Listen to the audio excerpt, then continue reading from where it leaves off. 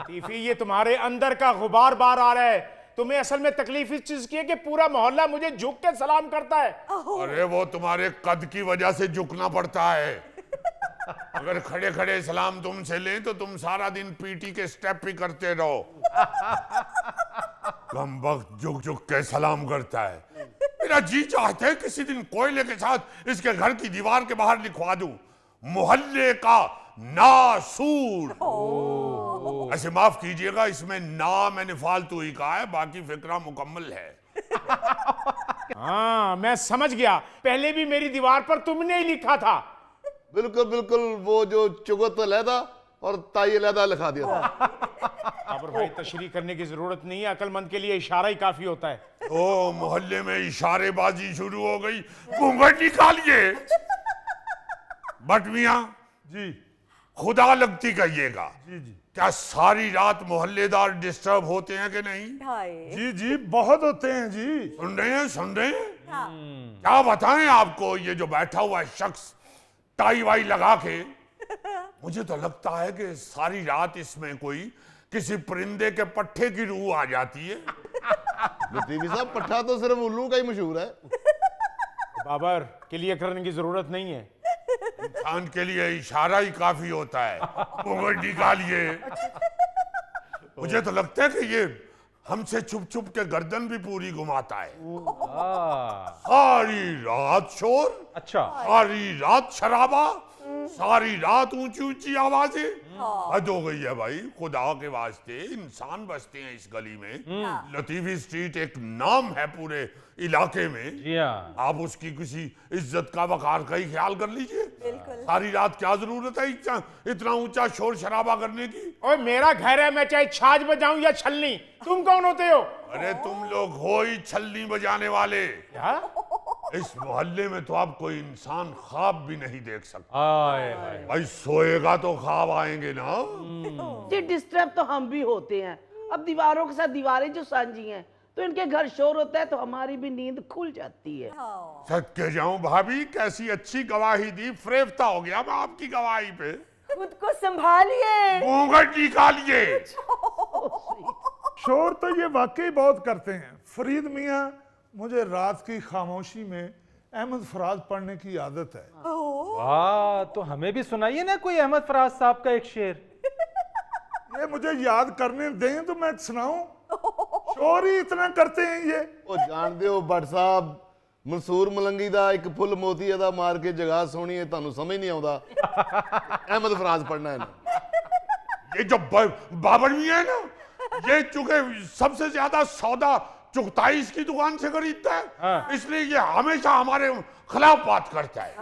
वाकई ये बहुत शोर करते हैं ये लोग सारी रात। अच्छा, बिल्कुल इतना शोर, कभी इसको रात के वक्त चाय याद आ जाती है, कभी गाड़ी स्टार्ट करके अपनी बैटरी चेक करना शुरू कर देता है। अच्छा। और देखिए जुल्म क्या है फरीद मियां, कि रात को खामोशी होती है, जी, ऊंची ऊंची आवाज में बोल रहा होता है, भाई पलक पाना दे दो। कभी कह रहा होता है चाय वाली पत्ती का डब्बा किधर पड़ा हुआ है। कभी कह रहा होता है फ्रिज में से दूध निकाल के ले आओ। हाय हाय। भाई रोजाना अगर यही बातें करनी है तो सारी चीजें उसी जगह पे रख क्यों नहीं लेते? लतीफी साहब, मुझे रात को चाय पीने की आदत है। तो फिर हमें भी रात को तलवार चलाने की आदत है। तमीज से बात करो। बस ये बता दीजिए। अरे अरे अरे अरे अरे अरे, एक मिनट लतीफी साहब, चुगताई साहब, तहम्मुल के साथ बैठिए, तशरीफ रखिए। देख लीजिए क्या बात कर रहे हैं। तो भाई आप क्यों तलवार चलाने की बात कर रहे हैं? हिंदू ऐसे बात की है, हमारे हाथ में कौन सी तलवार थी? घूंघट निकालिए, घूंघट निकालिए, घूंघट निकालिए। लतीफी चचा, आपने 3 दफा मुसलसल कहा है घूंघट निकालिए, कहीं घूंघट को तलाक तो नहीं हो गई? देखिए, लो देखिए, लो देखिए, वही बात निकली ना। ये हमेशा चुगताई का साथ देते हैं। वाह, मेरी चाय इन लोगों को चुभती है। अरे तुम जो सुबह सवेरे कुकड़ के साथ उठ के बैठ जाते हो, मेरा उस वक्त सोने का टाइम होता है और ऊंची ऊंची तुम गली में बोल रहे होते हो। ये देखिए फरीद मियां, आपकी भाभी को कुक्कड़ कह रहा है। ऐसे लतीफी साहब, आपके ऊंचा ऊंचा बोलने से आंख तो मेरी भी खुल जाती है सुबह सुबह। अब कह रहे होते हैं कि दही लाना है कि नहीं लाना, कुछ और तो नहीं मंगाना, डबल रोटी कौन सी लानी है। भाई आप अंदर भी जाके बात कर सकते हैं। अगर आपने बीवी के कहने से चलना है तो अंदर जाके बात कर लें।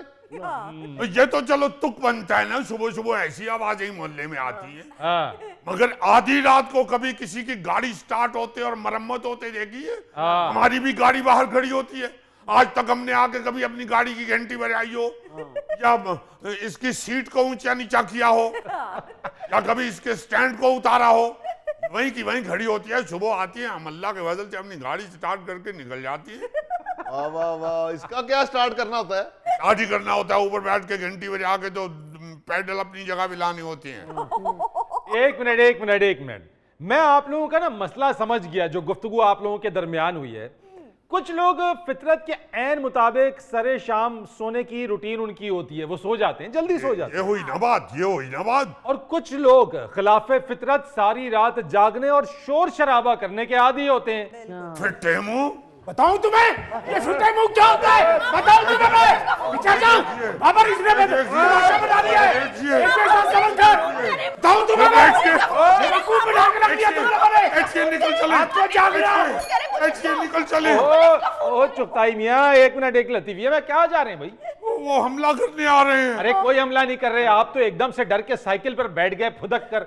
बैठिए, अपनी तशरीफ रखिए। आपकी जिम्मेदारी पे उतर रहे हैं। कुछ नहीं होगा, तशरीफ रखिए। कोई बात नहीं, गाड़ी खड़ी करें अपने आप।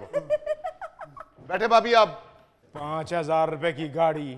चुगताई साहब आप भी तैश में आ जाते हैं, तैश खा जाते फिटे हैं। मुंह क्या रे? अरे आराम से बात करें, और आराम से कुछ बात नहीं होता। ये आपको थोड़ी कहा है, हमने तो शोर शराबा करने वालों को कहा है। चलो टीवी साहब तो बैठे हैं साइकिल पे। मजा ये है कि भाभी भी छलांग लगा के फौरन बैठी हैं।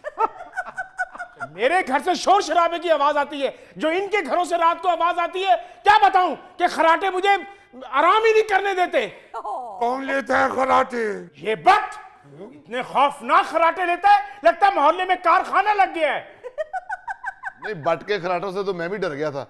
मुझे ऐसे लगा जैसे पाकिस्तान के चांद पे जाने की फिल्म चल रही है। मामू हमारी रिटर्न टिकट जल्दी करवा दीजिए। हाँ मामू, बहुत खतरनाक गुफ्तगू हो रही है। देखिए अभी बच्ची कह रही थी कि बहुत खूबसूरत है स्ट्रीट, और ये भी कह रहे थे कि वेरी इंटरेस्टिंग। देखिए ना जरा बच्चों पे क्या असर पड़ रहा है। वो बाहर से आए हैं हमारा मुल्क देखने के लिए, क्या घर जाके बताएंगे वहां पे चांद गाड़ी जैसे खराटे होते हैं। तो आप भी तो कुछ ख्याल रखिए।